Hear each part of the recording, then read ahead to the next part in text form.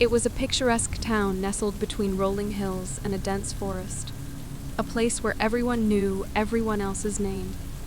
The streets were lined with charming cottages, and laughter filled the air as children played in the park. But beneath the idyllic facade, a sinister mystery was unraveling, a series of disappearances that had shaken our once peaceful community to its core. The first child to vanish was Emily, a bright-eyed girl with a penchant for drawing. She had gone to the nearby park to play with her friends one sunny afternoon, but she never returned home.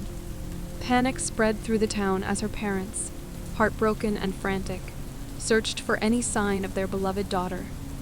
It was on the fourth day of Emily's disappearance that her parents received the package in the mail. Inside was a meticulously drawn sketch, a portrayal of Emily in the park, surrounded by shadowy figures with elongated limbs and hollow eyes. Their grotesque forms seemed to reach out for her, their intentions unclear, but undoubtedly malevolent. The drawing, although disturbing, gave us no new leads. The package had no return address, and there was no way to trace who may have sent it. The townsfolk organized search parties combed through the forests and scoured every corner of the park. But Emily remained elusive, her fate uncertain. Weeks turned into months, and Emily's disappearance weighed heavily on the people in our town. But she was not the last child to vanish. One by one, other children disappeared, and with each one, a new disturbing sketch would be sent to the parents. Each was a nightmare come to life, a grotesque tableau of the missing child in the clutches of sinister entities. The drawings bore a haunting resemblance to the children themselves, as if the sick individuals that had taken them sought to capture their very essence on paper. Parents grieved, families shattered, and the town's sense of security was a distant memory. It all reminded me of a scary story we used to tell each other as children. The story of the Inkwell Man. He was something of a local urban legend. I suppose all small towns have one of those. It was said that if you ventured off into the woods alone, the Inkwell Man would get you. One night, I visited my mother for dinner, and we discussed what had been happening with the children in our community. I mentioned to her how it reminded me of that old urban legend, and saw a flash of worry and recognition in her eyes. I asked what she was thinking, if there was more to the old stories than I realized. She told me of how years ago, before I was born, there was a series of murders in our town. It was believed to be the work of an escaped patient from a neighboring sanitarium, although the culprit had never been caught. But that was all decades ago, and surely the two incidents couldn't be related. I decided to look into the story myself.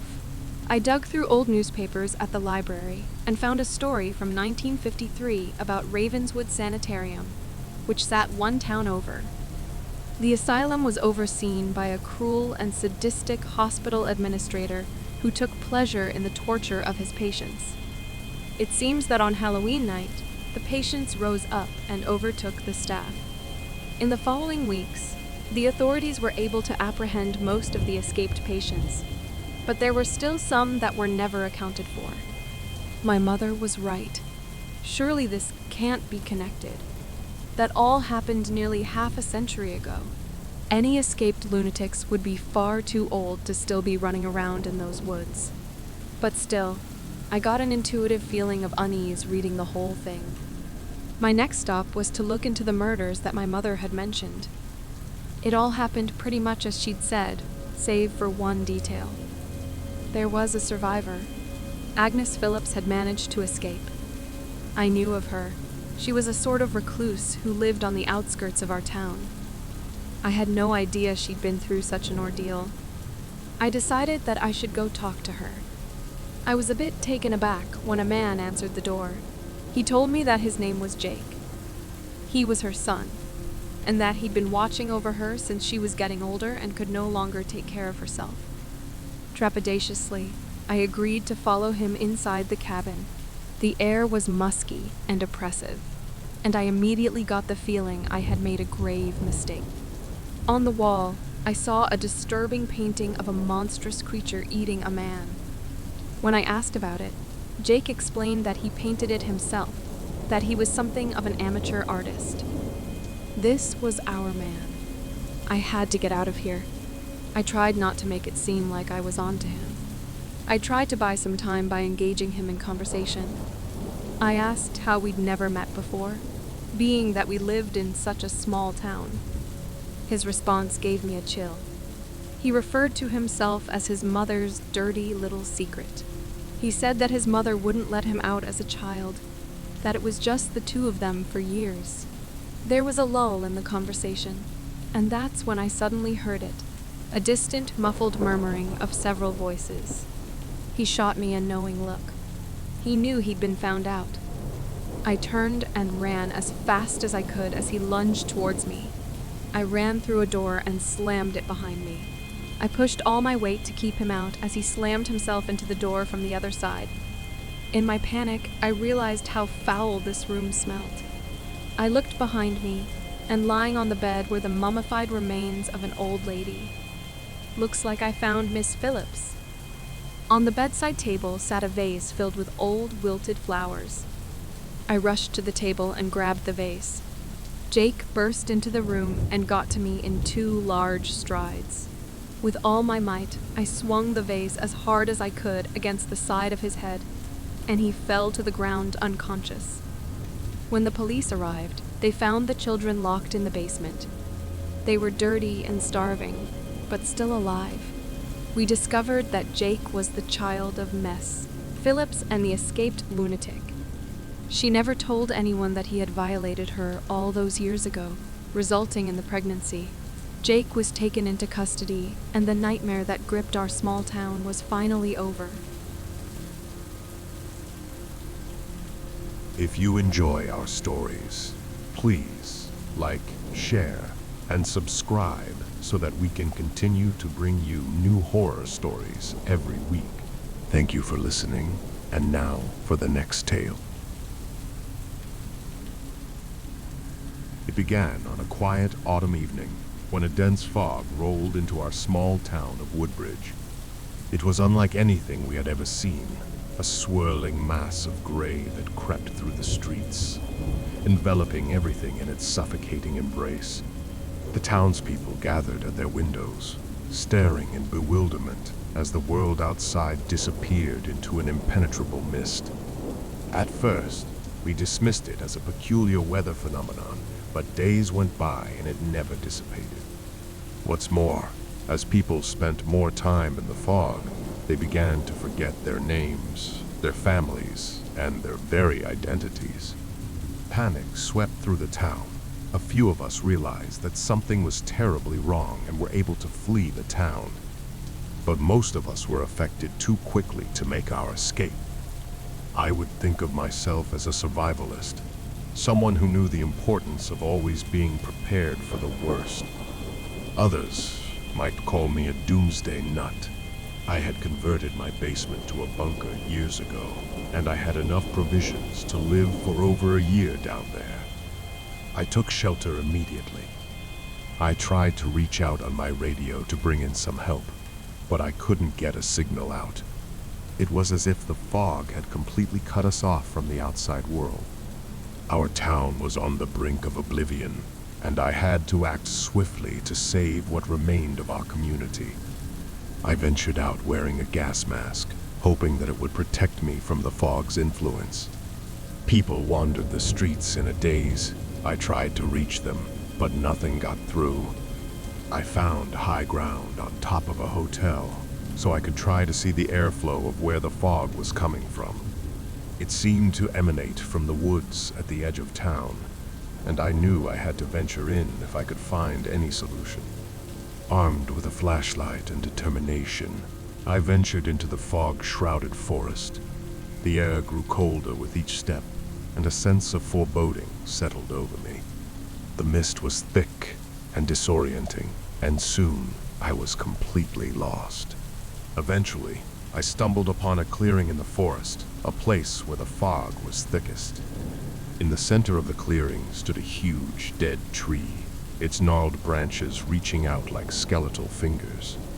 At its base, I discovered an old leather-bound book, its pages filled with cryptic symbols and incantations. It was a journal left behind by a previous inhabitant of Woodbridge, someone who had encountered the malevolent force that now plagued our town. The journal spoke of a dark ritual, an attempt to gain forbidden knowledge from the other side. It seemed that the ritual had gone horribly wrong, unleashing the fog as a malevolent entity that fed on memories and identities. With trembling hands, I began to delve into the journal's incantations, hoping to find a way to banish the fog and restore our town's stolen memories. The rituals were complex and dangerous, but I was willing to risk everything to save our community. Night after night, I conducted the rituals, each one more perilous than the last. The fog seemed to resist my efforts, growing thicker and more malevolent with each passing day, as if it were a sentient force determined to maintain its hold on our town. But I persevered, fueled by the desperate hope that our memories could be reclaimed. Each incantation brought me closer to the truth, and with every ritual, the fog's grip on our town weakened. Finally, on a night when the fog was thickest, I performed the last and most perilous ritual. It required me to confront the malevolent force at the heart of the fog, to challenge it directly. Armed with the journal and a sense of determination, I entered the clearing once more. The fog swirled around me, a suffocating presence that threatened to overwhelm my senses. The voices of the townspeople echoed in the mist, their fragmented memories, a haunting chorus of lost identities. I pressed forward, my footsteps guided by the journal's incantations. At the base of the ancient tree, I faced the malevolent force head-on. It took the form of a shadowy figure, its features ever-shifting and indistinct. It spoke with a voice that seemed to emerge from the depths of the fog itself, a voice filled with malice and longing. "Why do you resist?" it hissed. "These memories are mine now. They belong to me." With the journal in hand, I recited the final incantation, a powerful spell meant to sever the fog's connection to our town. The malevolent force recoiled, its form writhing and contorting in agony. The fog around me began to dissipate, like a vanishing nightmare. As the fog retreated, I could see the town slowly coming back into view, its buildings and streets re-emerging from the suffocating mist. The voices of the townspeople grew stronger, their memories returning like pieces of a fractured puzzle.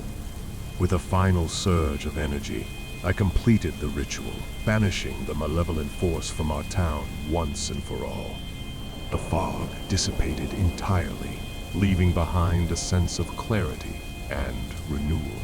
Our town slowly began to rebuild, its people regaining their stolen memories and identities. It was a long and difficult process, but we were determined to move forward and heal the wounds inflicted by the sinister fog.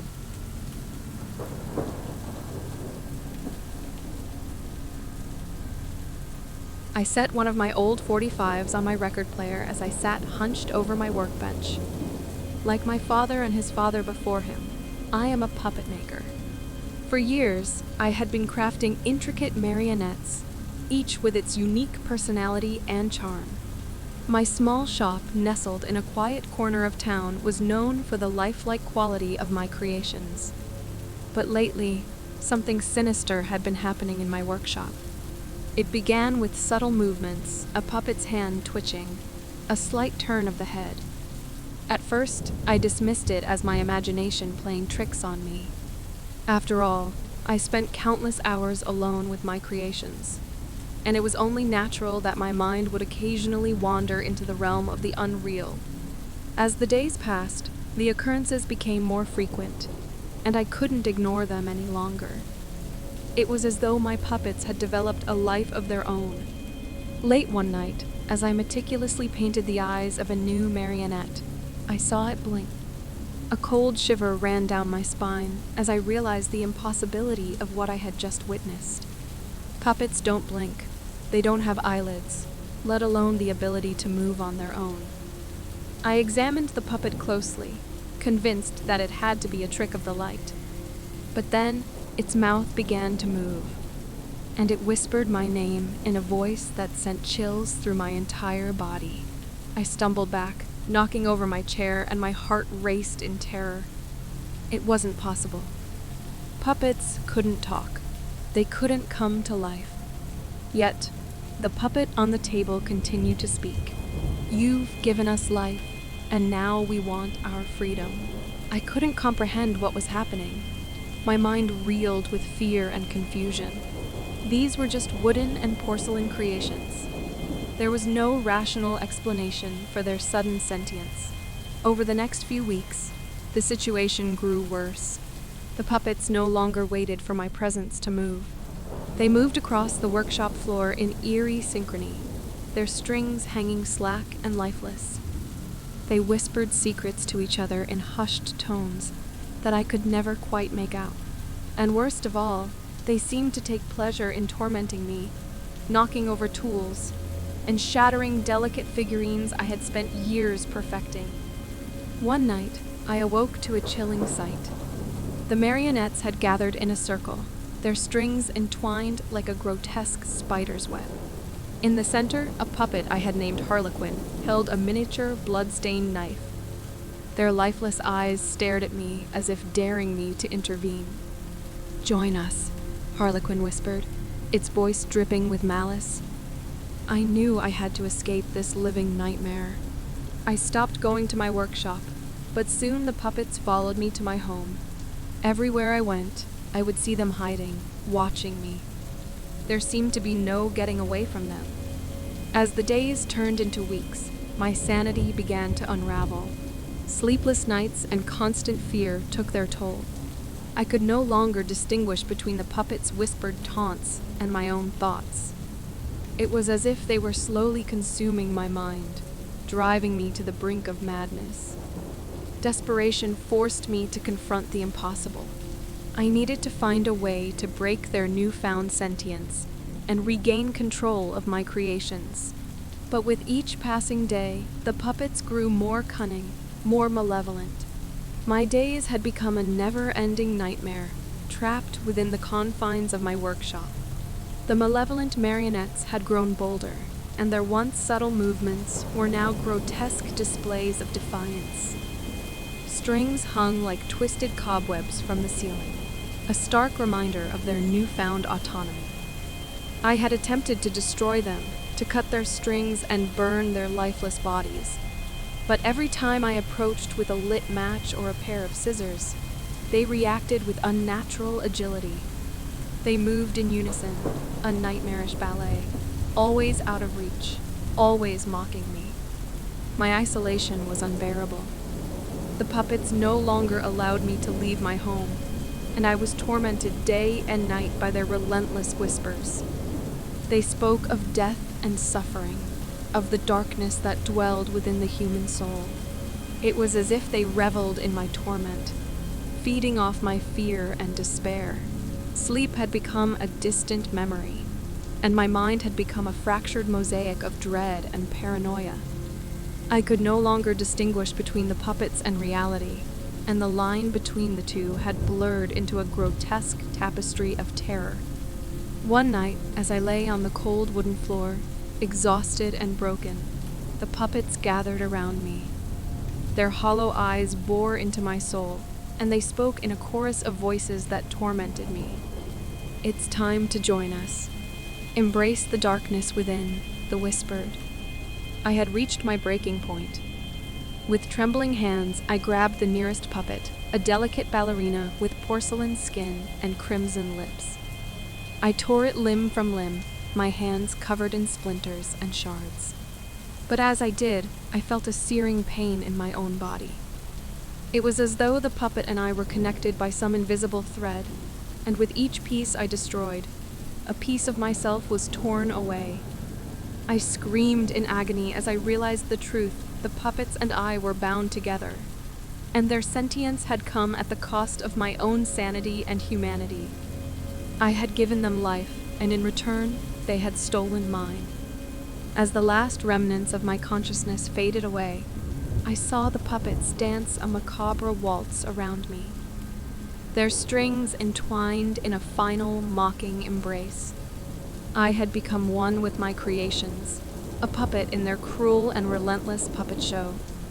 As the first light of dawn broke through the dusty windows of my workshop, the world outside remained blissfully unaware of the horrors that had unfolded within its walls.